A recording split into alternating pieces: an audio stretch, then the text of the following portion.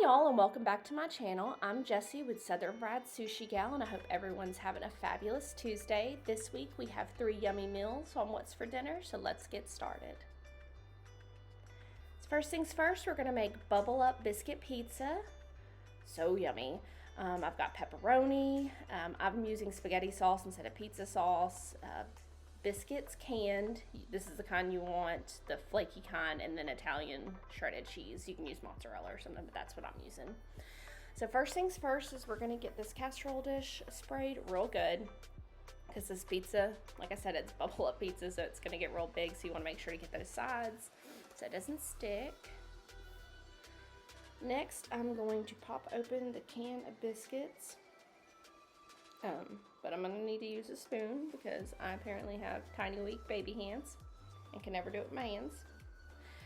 So I get these out, and I'm going to cut them up into fourths. And as you're watching this video, you're gonna see, look, my cutting board is moving, and that's super dangerous. What I should have done beforehand, and which I should have just stopped and done in the middle of all this, is put a dish towel underneath it. You're gonna see it move quite a bit during the video, and I think at some point at the end I put a dish towel underneath it. So pro tip, put a dish towel underneath your cutting board so it won't dangerously slip inside like this.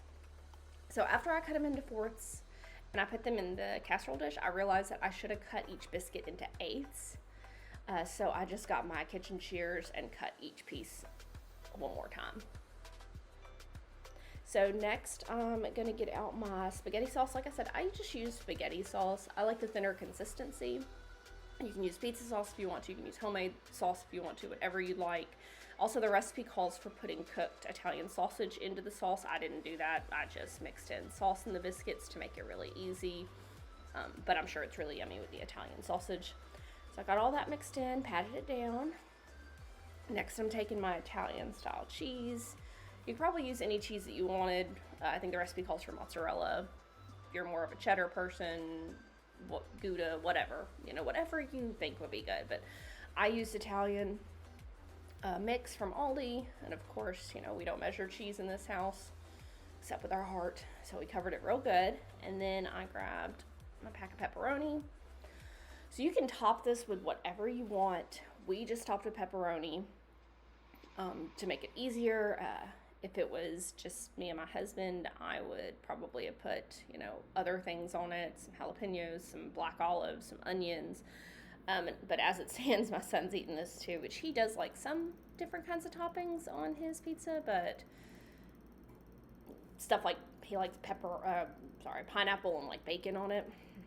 But anyways, so next I'm going to sprinkle some seasoning on it.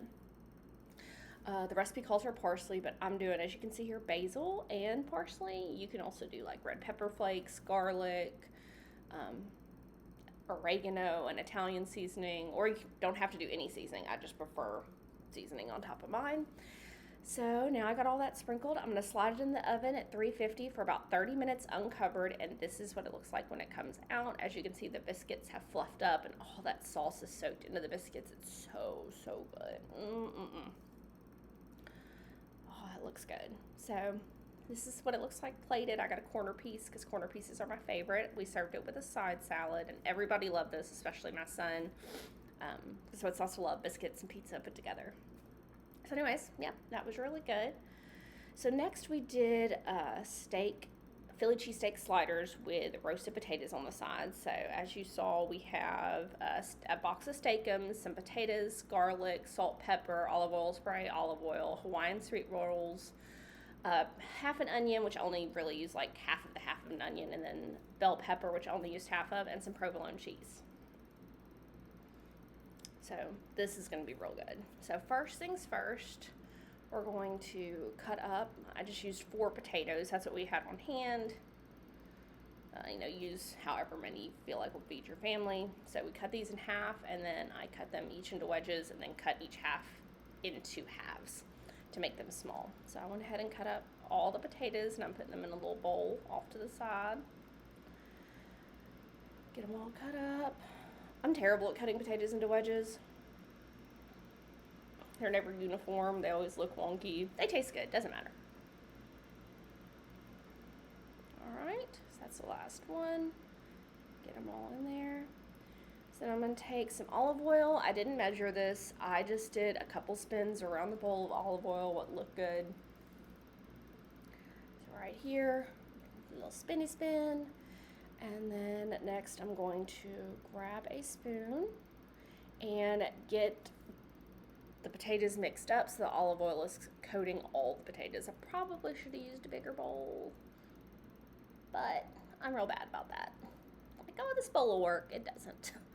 So next I'm going to get a foil-lined cookie sheet, spray some olive oil spray on it, and then we're going to get those potatoes put on there. So we're going to get those out onto the sheet.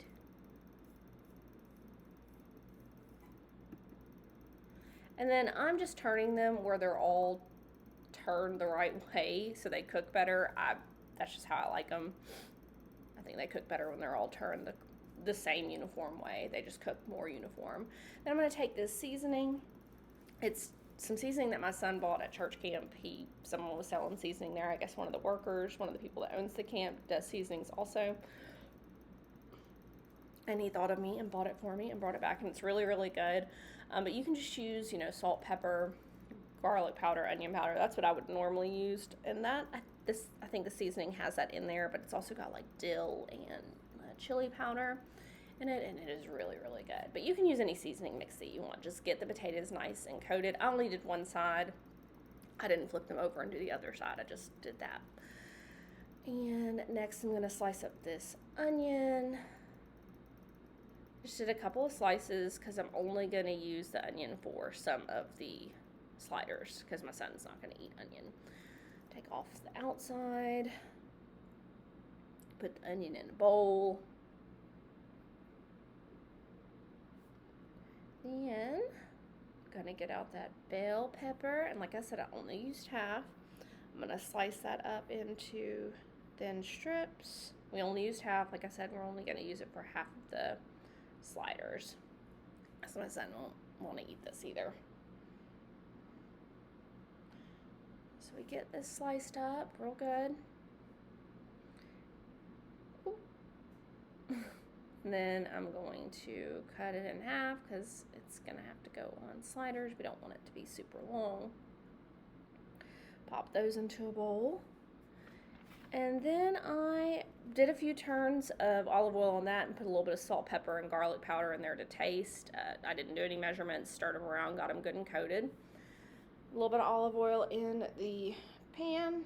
Well, a lot of olive oil because I'm going to use that olive oil for the veggie mixture and for the meat that we're going to cook afterwards. So I turned it up to about medium high. And once the pan was hot enough, I took my bell peppers and onions and put them in the pan. And basically you're just going to cook these down until they're that, golden brown color, nice and soft. I mean, you can cook them less and make them more crunchy if you want. I prefer them soft. So see, now as you can see, the onions are good and brown.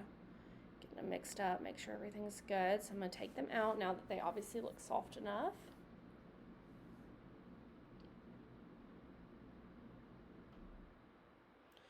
Alright, now I'm going to take the steakums and I'm going to cook 2 sheets of the meat at a time. So basically you just put them in the pan and they'll cook up like that, get brown, and then once they're brown you just stir them up like that, and then I took it out and then I just continued on with the rest of the pack. So while those are cooking, the rest of the pack's cooking, I took my Hawaiian sweet rolls and I cut them in half. I normally end up with one side that's bigger or smaller. I like go down or go up, but this one I did pretty good. So then I'm going to take these and put them on a olive oil sprayed tinfoil cookie sheet and open them up. Take this provolone cheese. You can use whatever cheese you want. Swiss, provolone, cheddar. I think provolone goes with Philly cheesesteaks. And I lined the bottom half with it. Then I took the meat mixture and put all of it on there. Nice and spread out. Yum. And then I took the bell pepper and onion mixture. And like I said, I only put it on half of the sandwiches. Got that all spread out just on one half. That's how it looks. Then I'm going to take more provolone cheese and layer the top of the meat and veggie mixture with it. Probably don't have to use this much cheese if you don't want to. You can just do one layer either on the top or bottom, but come on. Who doesn't love cheese? And if you don't, sorry. All right, so I'm gonna put the top back on. All right, and these are what the potatoes look like out of the oven.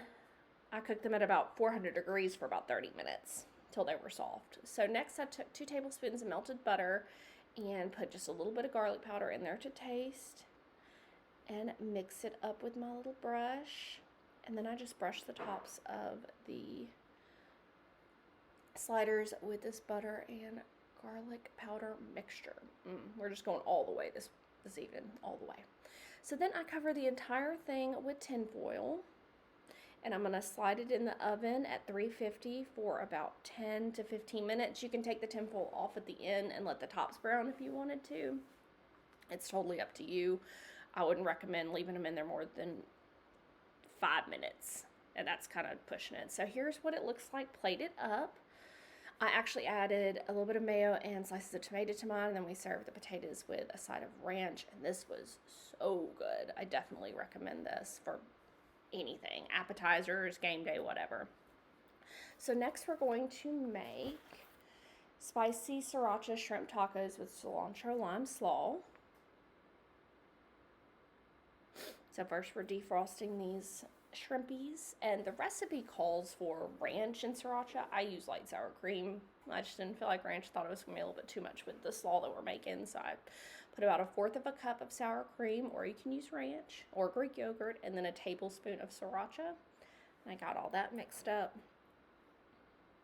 Then I just put a lid on this bowl and put it in the fridge so it would stay good while I got all my other stuff cooked. Next, I'm going to take 1 jalapeno, cut it up, de-seed it. You can leave the seeds in if you want it spicy, but not everybody wants to eat a jalapeno seed. So I cut this into thin strips and then dice it up. Here it is. You're going to see my cutting board move a whole bunch again. Super dangerous. Slice those up or dice those up, and I'm going to put them in a bowl. This is for the slaw.